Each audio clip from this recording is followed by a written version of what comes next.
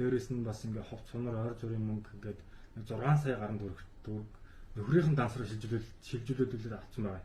Нөгөө нөхрийнх нь эхнэр нь нөхөртөө итгээд за тэгсэн чи яасан бэ гэхээр яг тухайн үед 6 сая гаруй төгрөг ингээд дансруу наваад ирэнгүүт нөхөр нь ингэж бодсон байгаа. За би одоо энэ мөнгөөр томхон шиг бооцоотой тоглоод ахиухан шиг мөнгө хожоод тэгээд энэ жижиг сажиг өрөө дараад одоо ингэж тоглох болио гэж бодоод ингээд тэр дүүгийнх нь сургалтын төлбөрийг бүгдийг нь тоглоод алдчихсан.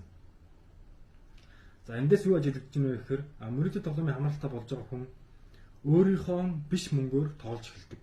За энэ яг ингэж эхэлснээс хүн ингээд бүр одоо жоохон тийм хүн төлбөрийн донтолтынхаа маягаар хэлбэрлүү орж ийнэ гэсэн үг. За энэ явдлаас болоод мэдээж гэрт нь хэрүүл маргаан үүссэн. Одоо аль талынх нь аав ээж тэр хөргөндөө өөрийнхөө төрсөн хүүд итгэхээ байсан, эхнэр нь хүртэл хөрдөө итгэхээ байсан, байнгын одоо хэрэлдэг болсон тий.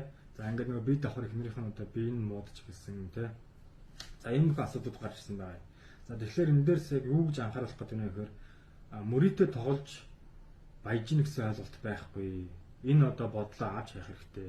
Нэгдүгээр, хоёрдугаар та бага хэмжээний өртөө байсан гэсэн тэр өрөө тоглож дарна гэж үнэхээр бодлаа. Эн чинь бол яг л нөгөө нэг гидсийн үсгэхгүй, гэрлүүн буцаахгүй гэсэн тийм одоо итгэл үнэмшил байгаад байгаа.